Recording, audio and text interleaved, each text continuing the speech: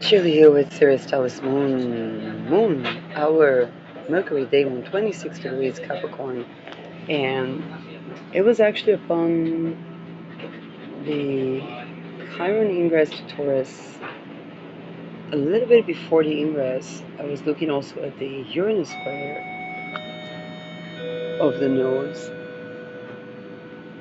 and I was getting Krakatoa. I was like, what's Krakatoa? And that was the volcanic eruption, which had a Chiron 3 degrees Gemini.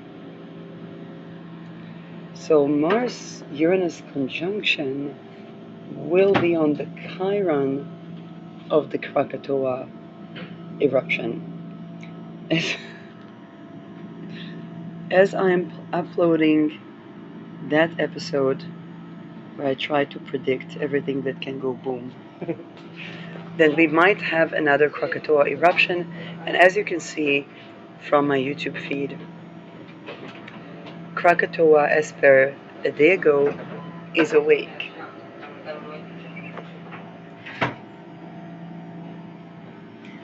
So this was the 1800 big eruption.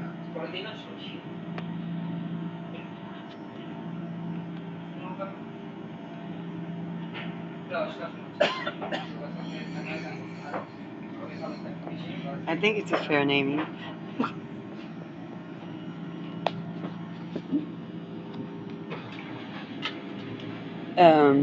Krakatoa, Asia's deadliest volcano, is showing signs of waking up. Here is what comes next. Now, this is definitely, Mars-Uranus on the Chiron of Krakatoa. Uranus' explosion, Mars' action or accident or violent eruption. Chiron is the wounded healer. So it's kind of like, where was the wound when there was the original eruption, and that was 3 degrees Gemini. Having an outer planet there, triggered by a personal planet on that Chiron, as the nodes separate from the square, and the separation point is usually the big issue with the squares. Because this is where we see the energy release. The square is the tension, and upon the release, we have the release of that tension, and this is where we usually see the big fights, the big quakes, the big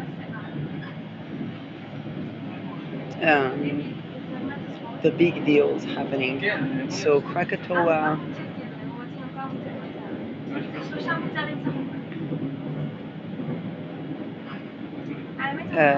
predictions are the tsunami with 0. Earthquake warning is honestly the worst case scenario. This is exactly what I would predict for Uranus Mars.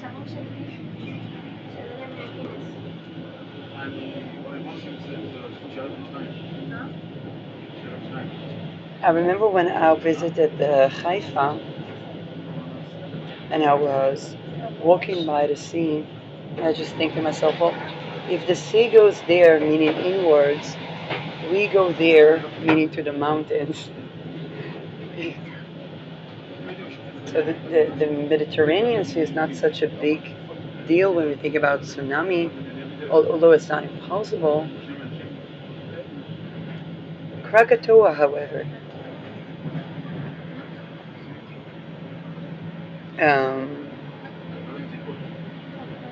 2018, it had erupted as well. There's the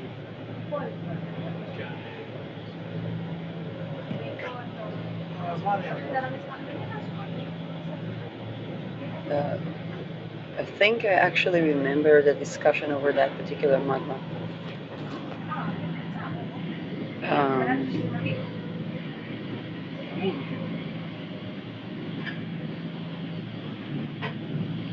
So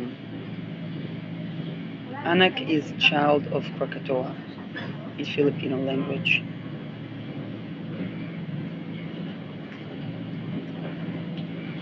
rewind for 2018. Again, I'm talking about the original big collapse, big eruption.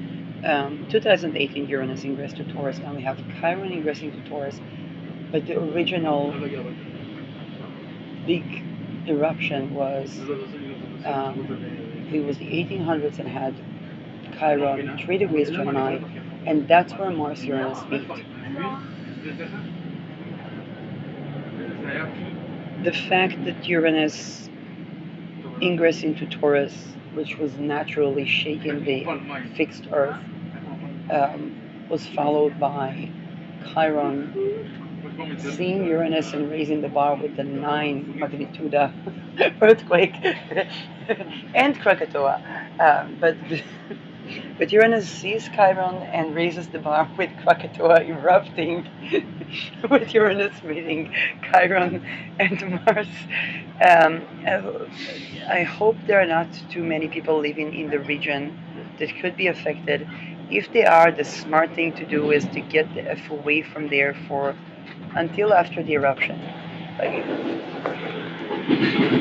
And it can be after July 3rd, 4th, because it's usually the release point. It can be pre-shocks, it can be eruption, but the release point is a big deal. And indeed, an eruption with tsunami without warning, that can absolutely be. And because it's an eruption and it's not something that's deep at sea, then the tsunami can simply look more like the mega tsunamis, namely that the sea does not withdraw, but actually there forms a giant wave. Okay, when we think about the ice melting, the mega tsunamis where we had in the Arctic, that the ice was melting or cracking into the ocean, creating I think it was 500, foot or whatnot wave. There was a mega tsunami. It's a different thing than the creation of a tsunami by, let's say, an earthquake where the water withdraws and then there's a wave. Now, a combination of an earthquake and an eruption, rather than the magma creating the tsunami, can give us a little bit of warning. But in that case, it's not a tsunami warning, it's a mega tsunami warning. Plus volcanic eruption with all that entails. We could also have the possibility of zero notice, because as the eruption goes and the magma sinks into the water, then we have the wave ascending and moving ashore without the ocean withdrawing, and that literally means an absolutely zero warning mega tsunami, which indeed is my prediction, conjoining both Chiron in 0 degree Taurus and Mars-Uranus Sedna. And it's already awake, so the absolute worst scenario is absolutely possible. And because we know it's possible and we know that Krakatoa is awake, we understand that the evacuation time is, I dare say, right now. Which is also why I'm making this episode. Is actually culminating of something I never thought that would culminate to. It's a very particular one. It's not an onset that I could take from the personal study case to the general. But this one is, I never thought that I would. But this is quite obvious that this is where it's going. If anybody hears that and lives around the area, to get the F away from that area to where they would go in the 1800s, not the 2018, the 1800s would be the smartest move right now.